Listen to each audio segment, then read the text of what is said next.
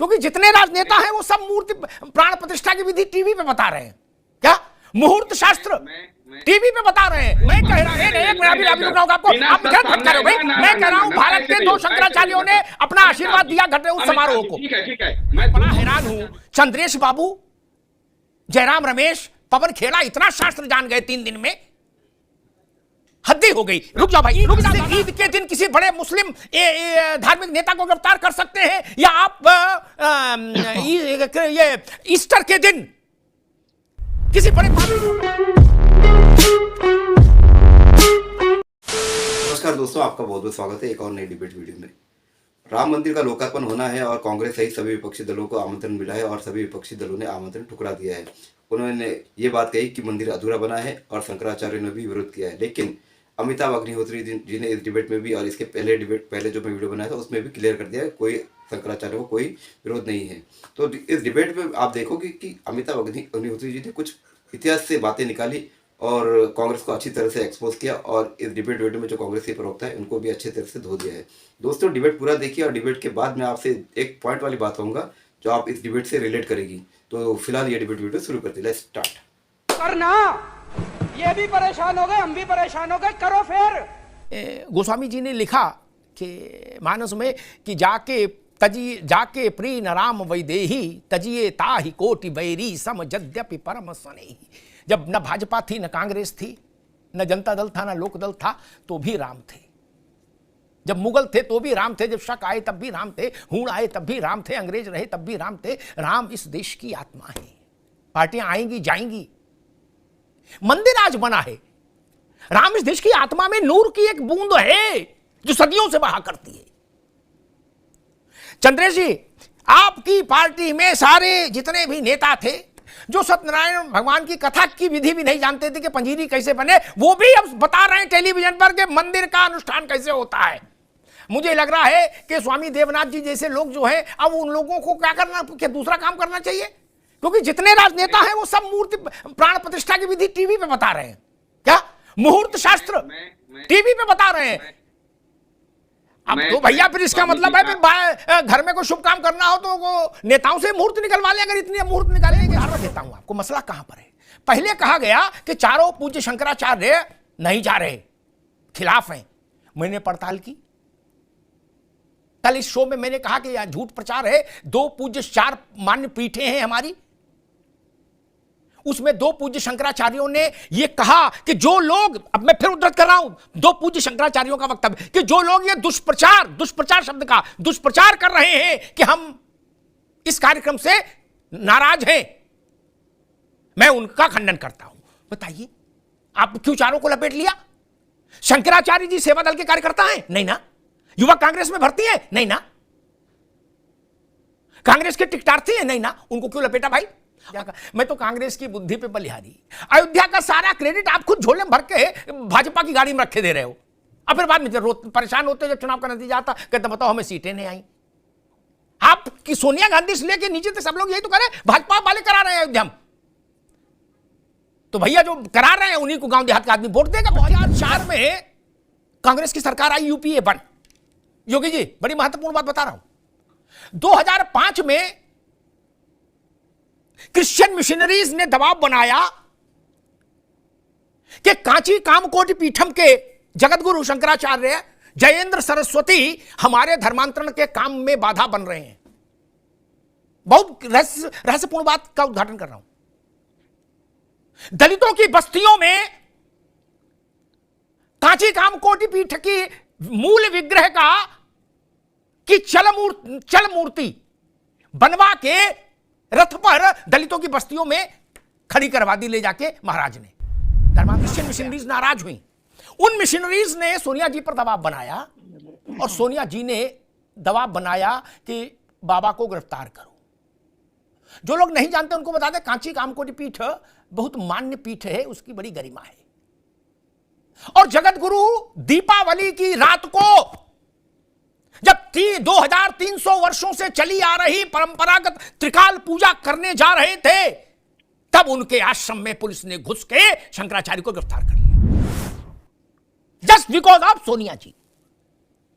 अब आप कहोगे आप कैसे जानते हो सोनिया जी के कारण किया? पूछ सकते हो, आरोप भी लगा सकते हो, मैं बताऊंगा।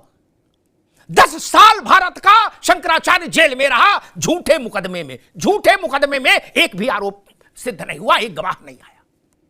अब मैं सोनिया जी का नाम क्यों कह रहा हूं?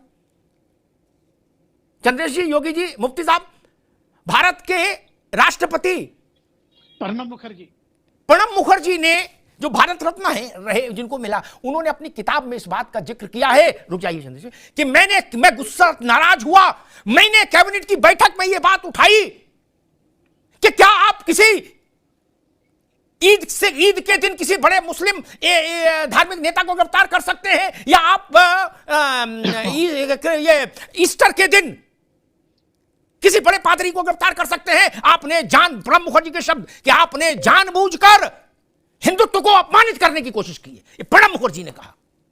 आज आप लोग कह रहे हो हम शंकराचार्य के सम्मान में मैदान में। भारत के सबसे मान्य शंकराचार्य को 10 वर्षों तक जेल में सड़ना पड़ा था, अपने शिष्य के साथ जयेंद्र सरस्वती जी महाराज और विजेंद्र सरस्वती जी महाराज। दिव्य संत, मैं व्यक्तिगत तौर पर उनसे मिला, और उन्होंने राम जन्मभूमि के समाधान के लिए सक्रिय भी हुए थे एक दौर में, जयेंद्र सरस्वती जी महाराज। अब आपको याद आ रहा है कि हम उनके साथ खड़े शंकराचार्यों के? नहीं। चंद्रेश भाई, एक सवाल आपसे लेना चाहता हूं, फिर मैं देवनाथ जी के पास जाऊंगा। अगर पूज्य निश्चलानंद जी महाराज और स्वामी अभिमुक्तेश्वरानंद जी महाराज आज शाम को, कल सुबह ये बयान जारी कर देते हैं कि मेरी शुभकामनाएं, मैं बधाई, मैं प्रसन्न हूं, भगवान राम का मंदिर बन रहा है, सब लोग जाओ, दर्शन करो, आशीर्वाद लो, सनातन की जय, ठीक, तो सोनिया गांधी, खड़गे जी, अधीर रंजन निकल लेंगे दिल्ली से पैदल अयोध्या के लिए कि नहीं? फिर तो ये तर्क खत्म हो जाएगा कि हम इसलिए नहीं जा रहे कि शंकराचार्य नहीं, हालांकि दो तो कह रहे हैं कि जाओ, उनकी नहीं सुन रहे, नहीं। जो दो नहीं कह रहे उनकी सुन रहे हैं। अमिताभ जी, आपने 2 शंकराचार्यों के बारे में जांच पड़ताल की, लेकिन मुझे लगता है आपने ठीक से जांच पड़ताल नहीं की। मैंने भी जांच पड़ताल किया, और राजनीति में जब मैं बोलता हूं तो मैं बहुत सोच समझ कर अपनी बात कहता हूं, क्योंकि 10 साल 20 साल बाद भी ये बातें राजनीति में रहती हैं, और गड़े हुए मुर्दे अक्सर राजनीति में उखाड़े जाते हैं, जैसे यहाँ उखाड़े जा रहे हैं। शंकराचार्यों ने 2-3 बातें कही कि प्रधानमंत्री किस आधार पर इनोग्रेशन कर रहे हैं। नहीं, एक मिनट, मैं कह रहा हूं,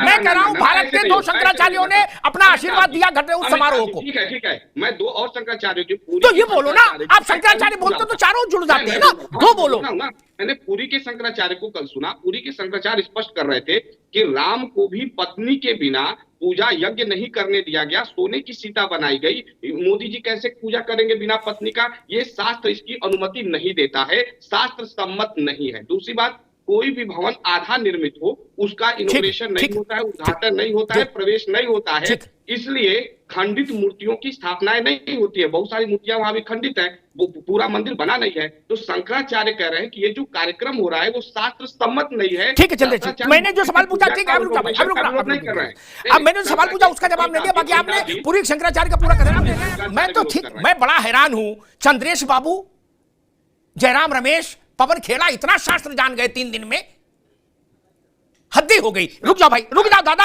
अभी रुक इनकी आवाज, रुक जाओ आवाज।